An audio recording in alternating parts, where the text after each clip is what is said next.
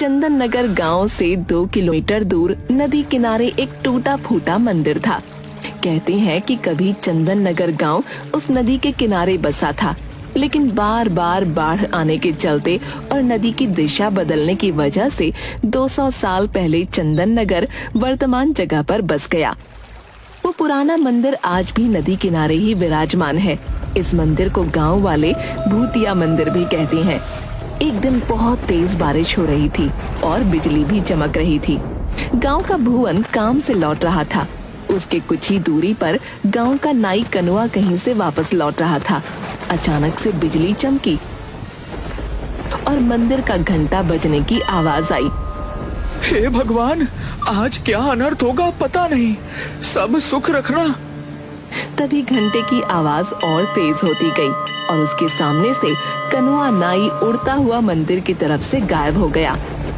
नहीं, ऐसा नहीं हो सकता, कनुआ चाचा। थोड़ी देर में बारिश रुक गई और भुवन भागता हुआ कनुआ के घर जा पहुंचा। चाची, वो मंदिर। बताओ रे भुवन को क्या हुआ? इतना घबराए हुए क्यों हो? सब मंगल तो है ना? नहीं चाची, कनुआ चाचा मंदिर के घंटे की आवाज में गायब हो गए। नहीं, ऐसा नहीं हो सकता। कह तो कि झूठ है।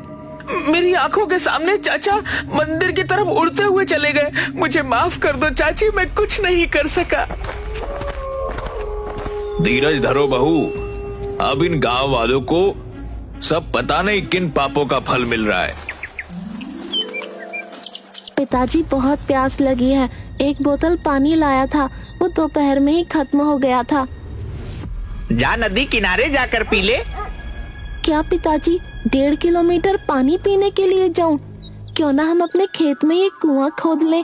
मेरे सपने में भी आता है कि हमारे खेत में एक कुआं है। चल चुपचाप अपना काम कर। जब देखो उल्टा पुल्टा बात करता रहता है, आलसी कहीं का। 1.5 किलोमीटर चलने के चलते इनको खेत में ही कुआं चाहिए। अरे सपना में कुआं दिखता है? कल आलू भी निकलना है, माँ भी आएगी, 2 बोतल पानी भर लेना। माँ देखो ना, बोतल से पानी खेत में गिर गया। प्यास लगी है, क्यों ना हम अपने खेत में कुआं खोदें। सचमुच मेरे सपने में दिखता है कि अपने खेत में एक कुआं है। अब तो शाम हो ही गई है, घर जाकर पानी पी लेना बेटा। माँ, मैं थोड़ा चेतन के पास जाऊंगा, तुम लोग घर चले जाना। मैं उससे मिलकर रात में घर लौटूंगा। रतन और सुनीता घर चले जाते हैं। बंकू अपने दोस्त चेतन से मिलने जाता है।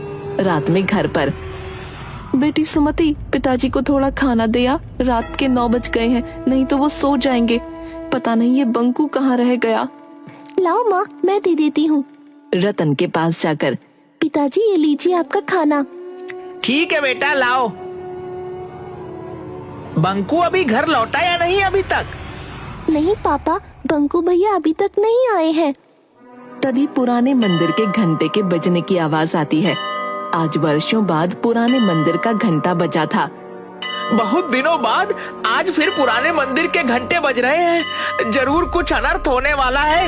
यह बंकू ना जाने कहाँ रह गया। तभी सुनीता दौड़ती हुई आती है। अजी सुनते हो, बाहर पुराने मंदिर के घंटे बज रहे हैं। अभी तक बंकू भी घर नहीं लौटा। गजब हो गया, जाने क्या होने वाला है। अरे भाग्यवान, आ जाएगा। घंटे की आवाज सुनी होगी तो वह अपने दोस्त के घर ही रुक गया होगा फिलहाल। काश आप जो कह रहे हो वैसा ही हो। अरे पिताजी, आप दोनों घंटे की आवाज सुनकर इतना डरे हुए क्यों हो? आखिर बात क्या है उस घंटे में? उसी समय दरवाजे पर कोई दस्तक देता है। लो, आ गया मेरा बेटा बंकू। भगवान का लाख लाख शुक्र है। सुमति, जब भैया आया है, खोल दे दरवाजा। सुमति जाकर दरवाजा खोलती है। अरे पंडित जी, प्रणाम। हाँ बेटा, मुखिया जी के यहाँ पूजा करवा कर लौट रहा था, तभी पुराने मंदिर का घंटा बजने लगा तो मैं यहाँ आ गया। अरे पंडित जी प्रणाम। आइए आइए, अंदर आइए। बड़े दिनों बाद पुराने मंदिर का घंटा बजा है। पता नहीं किस बदनसीब की किस्मत खराब है। वैसे तुम्हारे परिवार में तो सब सुरक्षित है ना? मुंह क्यों लटका हुआ है तुम्हारा? प्रणाम पंडित जी। देखिए ना, बंकू दोस्त के यहाँ गया था, अभी तक लौटा नहीं है। पुराने मंदिर से घंटे की आवाज आ रही है, चिंता लगी हुई है। धीरज रखो बहू, कुछ नहीं होगा बंकू को। भगवान भला करेंगे, जहाँ होगा सुरक्षित होगा। लेकिन उस पुराने मंदिर के घंटे की आवाज से सब इतना डरे हुए क्यों हैं? मुझे कोई बताता क्यों नहीं? ये तो कोई नहीं जानता बच्ची कि वो मंदिर का घंटा अपने आप बजता कैसे है, लेकिन जब भी बजता है गांव से कोई न कोई लापता जरूर हो जाता है। इसीलिए मंदिर का घंटा बजते ही सभी अपने अपने घर में घुस जाते हैं।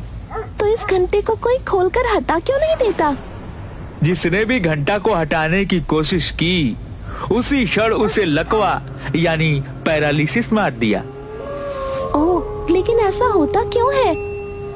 हमारे पूर्वज बताते हैं कि सदियों पहले उस मंदिर के पुजारी की हत्या चोरों ने कर दी थी और कीमती आभूषणों और मूर्तियों को लेकर भाग गए। पर किसी गांव वाले ने पंडित जी की मदद नहीं की? पंडित ने जोर जोर से घंटा बजाया, लेकिन सर्दी के 12 बजे ठंडी रात होने के कारण कोई भी गांव वाले मदद के लिए नहीं गया। कहा जाता है कि उस पुजारी की आत्मा आज भी मंदिर में ही मौजूद है। जब जब पुजारी की आत्मा कुहकती है, मंदिर का घंटा बजने लगता है और गांव का कोई न कोई व्यक्ति गायब हो जाता है। उधर घंटा बजने के पहले बंकू अपने दोस्त चेतन के घर पर था। चेतन, रात काफी हो गई है, अब मैं चलता हूँ। पिताजी खाना खाते समय मुझे खोजते हैं। दरअसल मैं और पिताजी रात का खाना साथ में खाते हैं। ठीक है यार, तुम्हारे साथ भी पता नहीं चला कि टाइम कैसे गुजर गया, इतनी रात हो गई। तभी मंदिर का घंटा बजने लगता है। अरे बंकू, थोड़ी देर रुक जा यार, पुराने मंदिर का घंटा बजने लगा, जरूर कुछ होने वाला है। नहीं यार, पहले ही काफी लेट हो चुका है। पिताजी मेरे बिना खाए सो जाएंगे, और वैसे भी मैं इस अंधविश्वास को नहीं मानता। ठीक है, चलता हूँ, 10 मिनट में घर पहुँच जाऊंगा। चेतन के बार बार मना करने के बावजूद बंकू वहाँ से अपने घर की ओर चल देता है। जैसे जैसे वह चलता जाता, उसके कानों में पुराने मंदिर के घंटे की आवाज तेज होती जाती। घंटे की आवाज अब उसके कानों में इतनी तेज हो गई कि वो दोनों हाथों से कानों को ढक लेता है। फिर भी घंटे की आवाज उसके कानों में नश्तर की तरह चुभ रही थी। इस दौरान कब उसका पैर मंदिर की ओर चल पड़ा, उसे पता भी नहीं चला।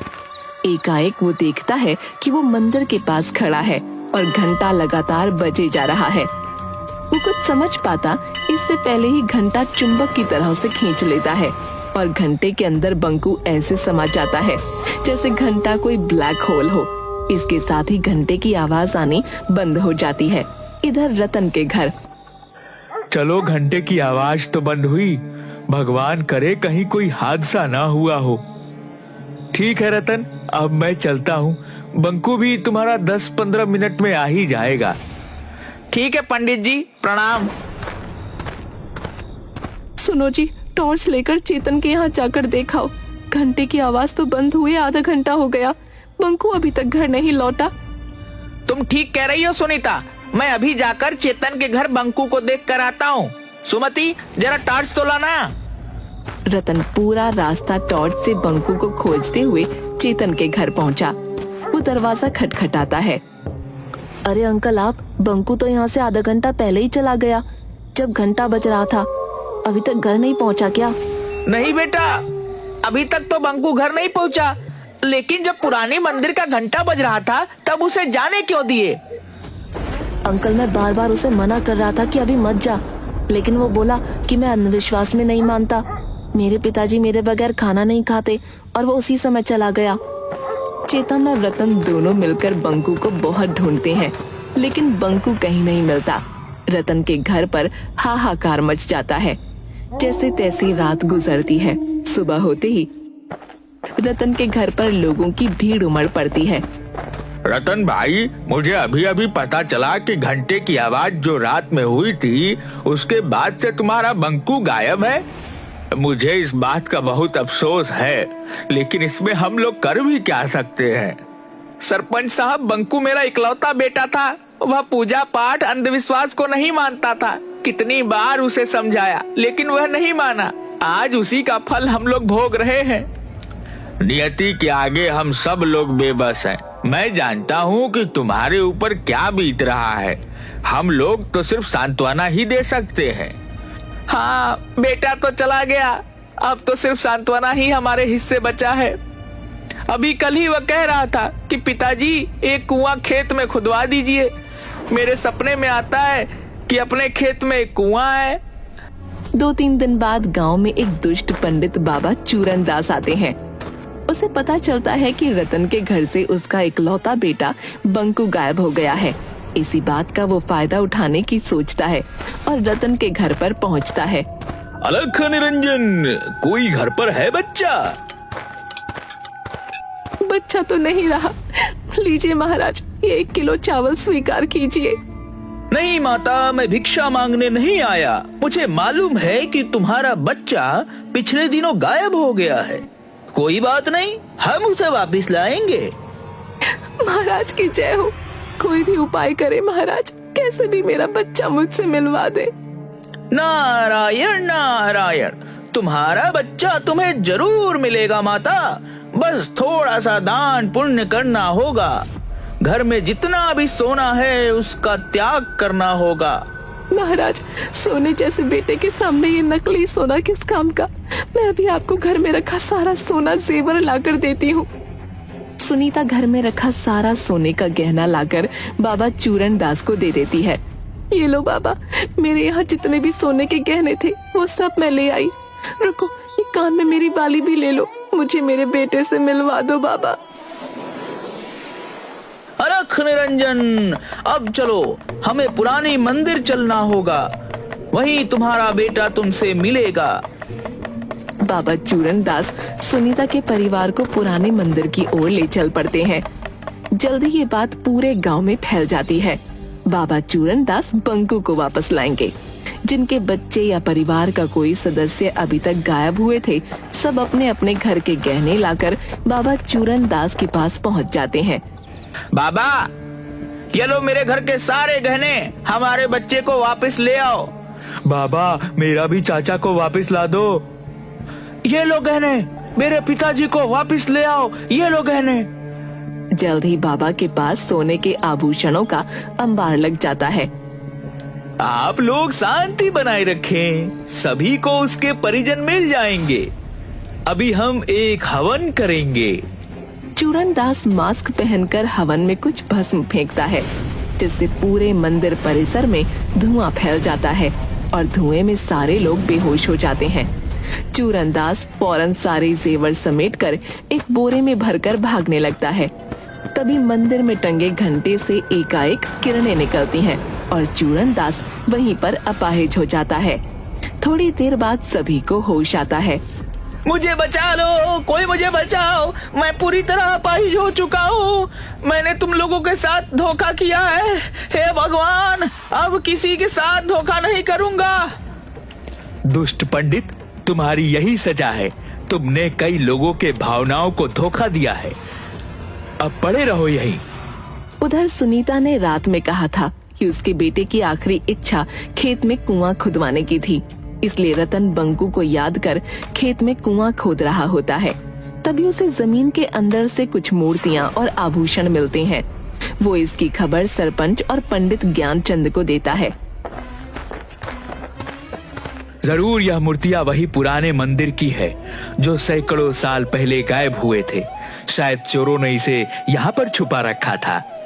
अगर ऐसी बात है तो पंडित जी, इन मूर्तियों को गंगा जल से धोकर फिर से वहीं स्थापित किया जाए। पंडित ज्ञानचंद उन मूर्तियों को फिर से पुराने मंदिर में प्रतिस्थापित करवा देता है। तभी जोर से घंटे बजने लगते हैं। सभी लोगों में हाहाकार मच जाता है, क्योंकि सभी आज घर के बाहर मंदिर के पास खड़े थे। तभी अचानक सुमति चिल्लाती है, अरे माँ देखो, घंटे में से बंकू भैया निकल कर आ रहे हैं। अरे ओ गिरधारी मेरे भाई, बरसों पहले तुम बिछड़ गए थे। जय हो देवी माँ, तेरी लीला अपरंपार है। अरे रामधन भी, सभी लोग निकल रहे हैं। आप आ गए, मुझे यकीन था आप आओगे। घंटे में से गायब हुए लोगों को निकलता हुआ सब देख रहे थे। किसी का बेटा, किसी की बहन, किसी के चाचा, किसी के दादा, सब लोग अपने परिजनों से मिलकर बहुत खुश थे। अरे मैं ठीक हो गया, जय हो बाबा, जय भगवान, तेरी महिमा तू ही जाने। चूरन दास, भगवान ने तुझे नया जन्म दिया है, इसीलिए इस जन्म में तुम अच्छे कर्म करो, तुम इस मंदिर का देखभाल करो, यही भगवान का आदेश है। मैं जीवन भर इसी चौखट पर पड़ा रहूंगा, मुझे मोक्ष यही मिलेगा। शायद आज इस मंदिर के पुजारी की आत्मा को शांति मिला होगा। मंदिर में भगवान फिर से स्थापित हो चुके हैं। इस घटना को आज कई साल बीत गए, लेकिन फिर कभी मंदिर का घंटा नहीं बजा।